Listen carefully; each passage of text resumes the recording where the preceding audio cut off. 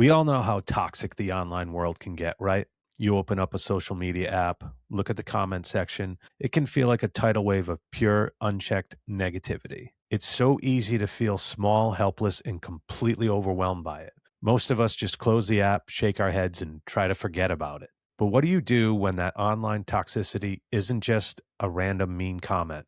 What do you do when a massive global wave of cyberbullying floods your actual life and takes away someone you love more than life itself? Well, today we're talking about a woman named Maria Teresa Giglio. She was just a regular, quiet mother living in Italy. She didn't know anything about high tech coding, international privacy laws, or how the algorithms worked. But when the internet brought its absolute worst negativity to her own doorstep, she refused to back down. She stood up, fought back, and changed the law forever. To understand Maria's fight, we have to talk about her daughter, Tiziana. In 2015, some private, deeply personal videos of Tiziana were leaked onto the internet without her consent. Almost overnight, the videos went completely viral across Italy and Europe. What followed was a horrific masterclass in online cruelty. Millions of strangers who didn't even know this young woman started making memes out of her. They mocked her on Twitter, set up fake Facebook pages to insult her.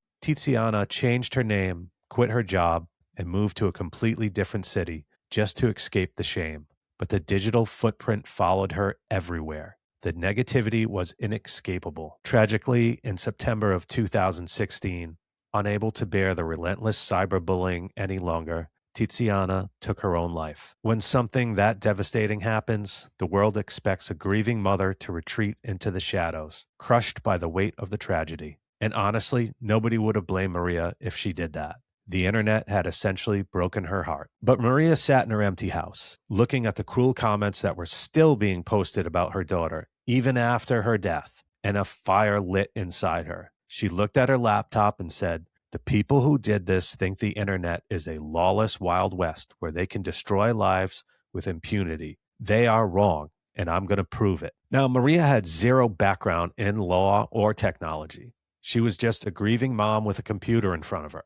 But she rolled up her sleeves, sat down at her kitchen table, and started fighting the negativity head on. She began meticulously logging every single abusive comment, every fake profile, and every malicious link. She built a massive physical scrapbook of digital evidence. Then she did something really bold. She filed a landmark lawsuit against the biggest tech giants in the world, including Facebook and Google, demanding that they take responsibility for the hate being pushed on their own platforms. The tech lawyers tried to brush her off, arguing that they were just platforms, not publishers. But Maria wouldn't budge. She went on national TV, looked straight into the cameras, and called out the faceless cowards hiding behind the keyboards. But she didn't just stop at lawsuits. Maria realized that to beat the digital army of trolls, she needed her own digital army of good. She reached out to ethical hackers, who knew, university students, and empathetic tech experts. Together, they formed a volunteer network dedicated to tracking down cyberbullies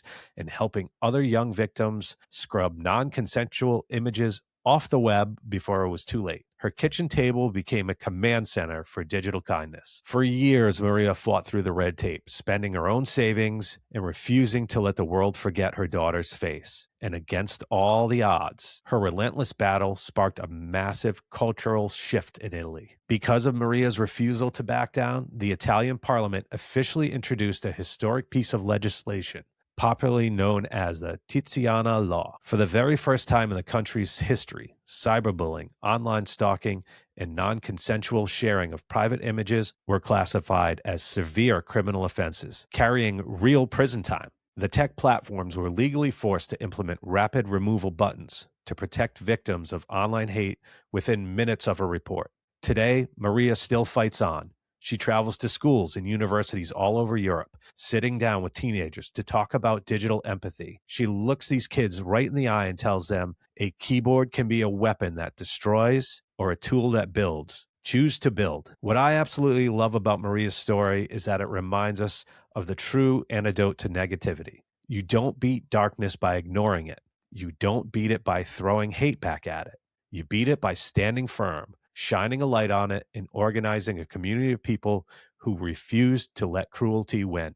Now, Maria didn't have $1 million corporate backing when she started. She just had a mother's love, her laptop, and an unshakable belief that decency matters, even on the internet of all places. So now it's time for our actionable strategy that I like to put in every episode. Today, we're talking about reclaiming your peace and power from the online bullies. If you or someone you love is facing internet toxicity right now, I want you to remember these 3 words: isolate, log, and lock. First, isolate the threat.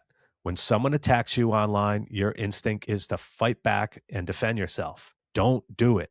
Replying gives the bully exactly what they wanted: ammunition and attention. It also is feeding the platform's algorithm, pushing their negativity out to even more people. The moment the toxicity starts, mute the notification thread, close the app, and walk away from the screen for 15 minutes just to calm down your nervous system and reset. And second, log.